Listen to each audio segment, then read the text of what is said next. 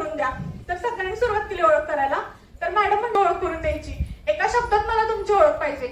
प्रत्येक मुलीने आपला जो काही ठराविक विशेष गुण आपला इतरांपेक्षा वेगळा आहे त्याच्यानुसार आपल्या नावाची ओळख करून दिली. नंतर मॅडम म्हणले की तुम्ही आपला हाताचा पंजा ठेवून आपल्या बोटांचे असे ठसे काढायचे 10 आणि त्याच्यामध्ये प्रत्येकाने आपापल्यामध्ये कोणते गुण आहेत ते लिहायचे. मॅडमनी थोडा वेळ दिला 5 मिनिटाचा. प्रत्येकाने ते पूर्ण केलं आणि त्यानंतर प्रत्येकाला समजलं की आपल्यामध्ये इतरांपेक्षा किती गुण वेगळे आहेत. आपल्याला वाटतं की आपल्यामध्ये काहीच नाही, आपण काहीच करू शकत नाही. पण जेव्हा प्रत्येकाने विचार केला तेव्हा 10 पेक्षा जास्त प्रत्येकाला आपल्यामध्ये गुण आढळले. यातून मॅडमला आम्हाला असं सांगायचं होतं पहिल्या दिवशी की प्रत्येक व्यक्ती ही इतरांपेक्षा वेगळी असते. प्रत्येकात वेगळे गुण असतात. आपण कधी समजायचं नाही की मी ह्याच्यासारखं नाहीये, मला असं करता येत नाही. आपले गुण आपण ओळखून त्याप्रमाणे आपण आपला प्रवास करायचा. त्याचबरोबर या कोर्समध्ये आम्हाला ग्रुप डिस्कशन कसं करायचं हेही सांगितलं गेलं. मॅडमने आमचे 30 मुलींचे 3 ग्रुप केले आणि प्रत्येक ग्रुपला वेगळा विषय दिला आणि प्रत्येकानं असं गोलमध्ये बसून आम्हाला ग्रुप डिस्कशन त्यांनी करायला लावली आणि त्याच्यावर निरीक्षण बाकीच्या मुलींना करायला लावलं. यातून त्यांनी आम्हाला दाखवून दिले की कसं ग्रुप डिस्कशन करायचं असतं, बसायचं कसं, आपले हावभाव कसे पाहिजेत, आपले मुद्दे कसे मांडायचे. ग्रुप डिस्कशन मध्ये भांडायचं नसतं, फक्त आपला मुद्दा मांडायचा असतो. नाहीतर ही वेगळा मुद्दा मांडत्या मग मी तिच्यावर भांडून वेगळाच मुद्दा मांडते असं नसतं करायचं. त्याचबरोबर आजकाल पत्र कोण कोणाला पाठवत नाही. आजकाल सगळा जो व्यवहार आहे तो आपण मोबाईलद्वारे करतो आणि ईमेल रायटिंग हे आजच्या काळात सगळ्यात महत्वाचं म्हणायचं तर साधन आहे. एखाद्या कंपनीत आपल्याला जॉब जरी करायचा असेल तर आपण ईमेल पाठवतो. आता कोण पत्र वगैरे पाठवत बसत नाही. तर ते ईमेल लिहायचं कसं, केवढ्या शब्दात लिहायचं हे मॅडमनी फक्त शिकवलं नाही तर आम्हाला आमच्या मोबाईलमध्ये ईमेल राईट करून तो मॅडमला दाखवायला सुद्धा आम्हाला लावला आणि त्यातल्या चुका आम्हाला मॅडमनी दाखवून दिल्या. त्याचबरोबर मॅडमनी आम्हाला आपल्याला जॉबच्या कोणत्या संधी आहेत असे डिपार्टमेंट दाखवले आणि प्रत्येकाला एक विषय दिला आणि सांगितलं की प्रत्येकानं घरून पीपीटी करून आणायची. ती पीपीटी आम्ही घरून करून आणली आणि सर्वांसमोर ती प्रेझेंट केली. त्याच्यानंतर आम्हाला मॅडमनी सांगितलं की तुमचं चुकतंय कुठं, कशी प्रेझेंट करायची, उभं कसं राहायचं, बोलायचं कसं, ती वाचून नाही दाखवायचं, तुम्ही पुढे सगळ्यांना ते सांगायचं, सगळ्यांना त्यातून कळायला पाहिजे. त्याचबरोबर या कोर्समध्ये आम्हाला टाइम मॅनेजमेंट ही गोष्ट पण शिकवली. स्वाती मोरे मॅडमनी आम्हाला असा गोल काढला फळावर आणि त्याच्यामध्ये 24 तास असे दाखवले घड्याळाचे आणि सांगितलं की कसं तुम्ही टाइमचं मॅनेजमेंट करायला पाहिजे, तुम्ही कुठं वेळ वाया घालवता, कसा घालवता. त्याचबरोबर त्यांनी एक सुंदर उदाहरण दिलं ते अजूनही माझ्या लक्षात राहिलं. त्या म्हणाल्या की मी तुम्हाला ठराविक पैसे देणार आहे आणि प्रत्येकाला विचारलं की तुम्ही हे पैसे कसे खर्च करणार. कोण म्हणाला यातले ठराविक पैसे शिक्षणावर खर्च करणार, कोण म्हणलं मी लॅपटॉप घेणार, बीसीच्या मुली म्हणत होत्या, कोण म्हणलं आम्ही पैसे साठवून ठेवणार. आणि त्यानंतर मॅडमनी विचारलं की हे पैसे तुम्हाला फुकट मिळालात तर यातले ठराविक पैसे तुम्ही मला द्याल का. तर सगळेजण म्हणाले की आम्ही पैसे नाही देणार. तर यातून मॅडमला सांगायचं होतं की फुकट मिळालेले पैसे पण आपण कुणाला देत नाही आणि ते आपण नंतर कमवू पण शकतो.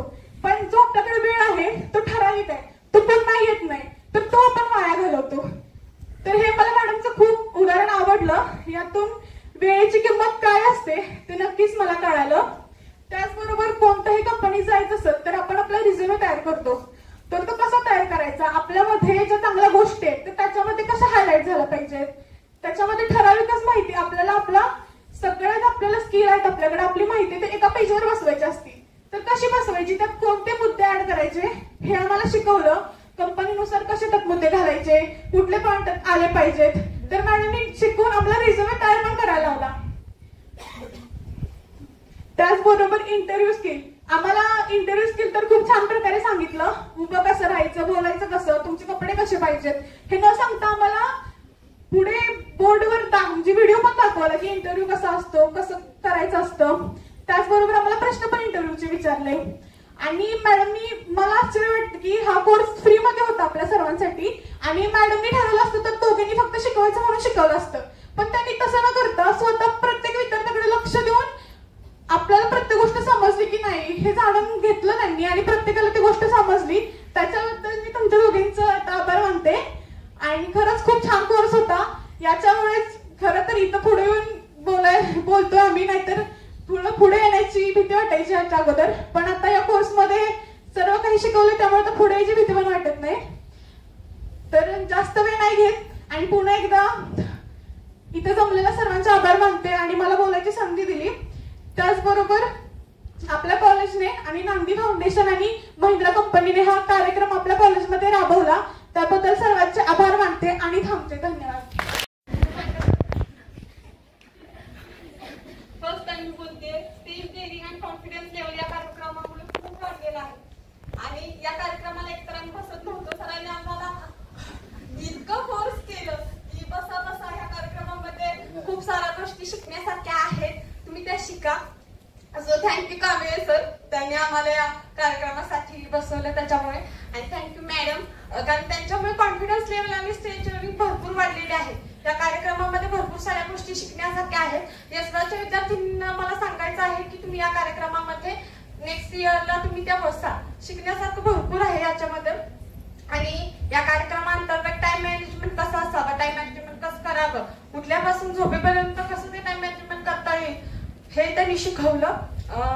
रिझ्युमे असते, रिझ्युमे कशा प्रकारे असावं, तर किती ऍक्टिव्ह प्रकारे असावा हे सुद्धा त्यांनी सांगितलेलं आहे. सेल्फ इंट्रोडक्शन कशा प्रकारे द्यायचं, इंटरव्ह्यू प्रिपरेशन कसं करायचं, इंटरव्ह्यूला जात असताना कसं जायचं हे त्यांनी सांगितलेलं आहे. या 6 दिवसामध्ये महत्वाचं म्हणजे त्यांनी ग्रुप हे सेपरेट केलेले होते. बीकॉम आयटी असेल, बीसीए वाले असेल, मैत्रिणी होत्या, पण त्यांनी ग्रुप आहेत ना सगळ्यांचं फोडलेले. 8 दिवस 8 वेगवेगळे ग्रुप केलेले. आणि हे शिकवत असताना त्यांनी एंटरटेन केलं, फक्त शिकवलं नाही किंवा सिरियस अशा नव्हत्या का, सगळ्यांशी हसत खेळत त्यांनी शिकवलं. आणि थँक्यू मॅम. नाहीये तेव्हा मला टेन्शन येते रोज. मी रोज सर्च करते कुठं काय भेटतंय का किंवा काय, पण काहीच नाही भेटत आहे.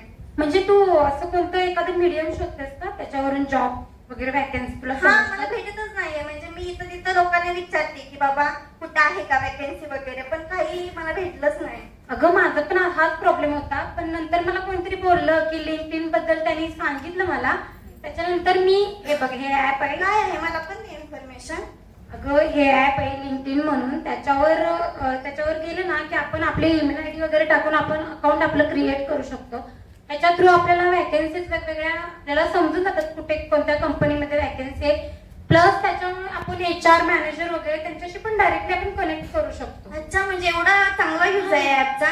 हा, तुला पाहिजे तर तुझ्या काही डिमांड्स असतील त्याच्यानुसार तुला ह्याच्यावर ह्या ऍपवर तू गेलीस की तुला समजतील थोड्या जॉब. ठीक आहे, जर मला काही प्रॉब्लेम आला तर मी नक्कीच तुला त्याबद्दल हे विचारेन, काही वाटलं मला तर.